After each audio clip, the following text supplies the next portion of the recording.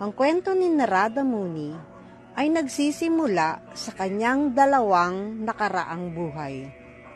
Sa unang buhay, ang pangalan niya ay Upabarhana, isang Gandharva o mang-aawit mula sa heavenly planets.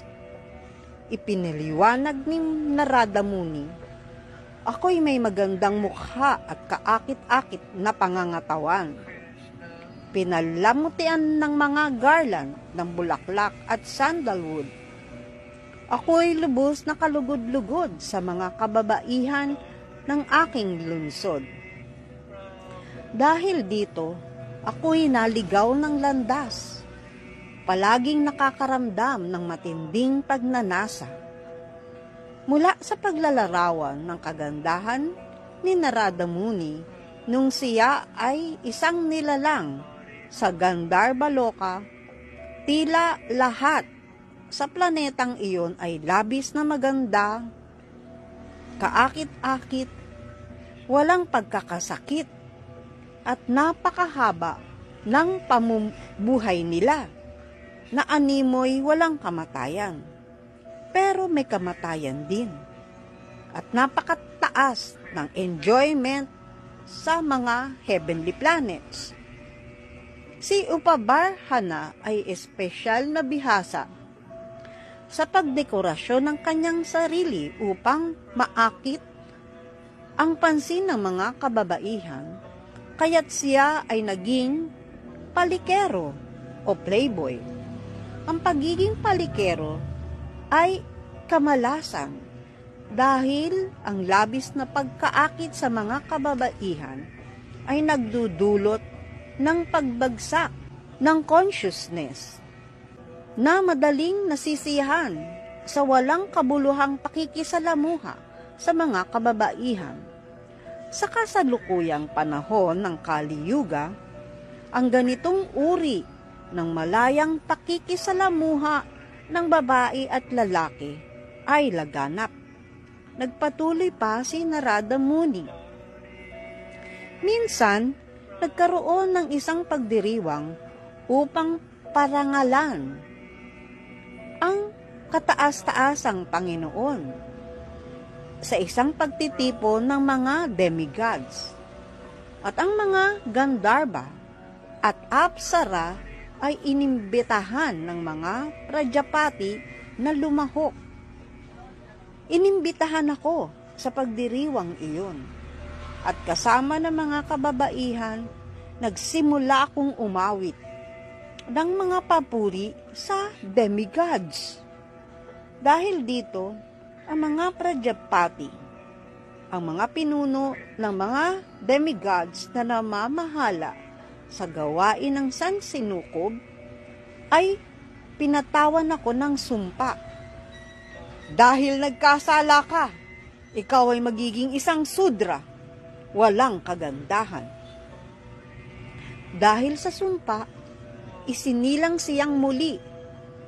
Sa Kankakubja, may isang emperador na nagngangalang Drimila. Siya, kasama ang kanyang makadiyos na asawa na si Kalabati, ay nagsagawa ng penitensya sa tabing ilog ng Ganges upang magkaroon ng anak. Nabuntis si Kalabati, ngunit sa gitna nito, si Drimila ay tinalikuran ang lahat ng bagay at nagdesisyong gugulin ang natitirang buhay niya sa gubat. Ibinigay niya ang lahat ng kanyang yaman sa mga Brahmin at hindi nagtagal namatay siya sa kagubatan. Bagamat naghanda si Kalabati na sumunod sa kanya sa funeral pyre, isang tinig mula sa kalangitan ang pumigil sa kanya sa pagsasagawa ng self-immolation. Umalis siya sa gubat at namuhay bilang isang tagapaglingkod sa nayon. Dumating ang oras at isinilang niya ang isang anak na lalaki. Sa kapanganakan ng bata, ay nagkaroon ng napakalakas na ulan. Samantalang ang kanilang lupain ay mayroong matinding tagtuyot. Kaya pinangalanan ni Kalabati ang bata na Narada. Nangangahulugang siya na nagbibigay ng tubig. Ang pangalan ding Narada ay nangangahulugan siya na nagbibigay ng kaalaman. Ang makadiyos na ina ni Narada ay pinalad na makapaglingkod sa mga naglalakbay na mga sadhu. At ang kanyang 5 taong gulang na anak na si Narada ay nagkaroon din ng pagkakataong maglingkod sa kanila. Higit pa rito, siya ay nakatikim na mga prasadam, tira mula sa mga sadhu at nakapakinig ng kanilang mga usapin tungkol sa mga bagay na espiritual. Isang gabi, pumanta si Kalabati upang gatasan ang isang baka. Ngunit natuklaw siya ng ahas at namatay. Ngayon, si Narada ay isang 5 taong gulang na ulila. Umalis siya sa kanilang tahanan matapos ang kamatayan ng kanyang ina upang maging isang naglalakbay na sadhu. Habang naglalakbay, natutunan ni Narada na sa bawat sandali ay mag-take shelter sa lotus feet ni Krishna at naghanap ng espiritual na kaliwanagan. Isang araw, habang nagme-meditate si Narada, nagpakita ang Panginoon sa kanya at nakita ni Narada ang anyo ng Diyos. Tumulo ang mga luha ng pag-ibig mula sa kanyang mga mata habang nakatingin sa kagandahan ng Panginoon. Pagkatapos, biglang nawala ang Panginoon sa kanyang paningin. Narinig ni Narada ang tinig ng Panginoon na nagsasabing ipinakita niya ang kanyang anyo upang palalimin ang pagnanasa ni Narada para sa kanya. At ito nga ay nagtagumpay. Lalong nagkaroon ng intensyon si Narada Muni na magmuni-muni, mag-meditate sa anyo ng Panginoon. At ang kanyang pakikinig at pag-awit ng mga papuri kay Krishna ay bumalot sa kanya. At lalong lumalim ang kanyang self-realization.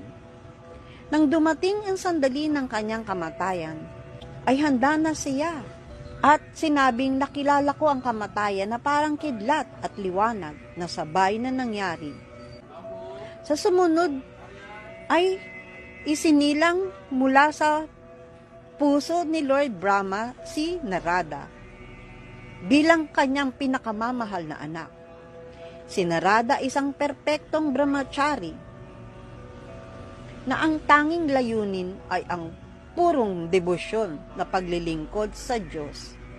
Ayon sa Lingga Purana, binigyan si Narada ni Krishna ng isang bina, isang instrumentong may kwerdas na ginagamit ni Narada habang siya'y naglalakbay sa buong Sansinukob. Si Narada ay nakapaglalakbay sa material na mundo, sa espiritual na mundo, kahit saan, sa panig ng universes, dala-dala ang kanyang espiritual na katawan at dala-dala ang banal na pangalan ni Krishna upang ipalaganap ang pakikinig at pag-awit ng mga papuri para sa Panginoon. Haribol Krishna.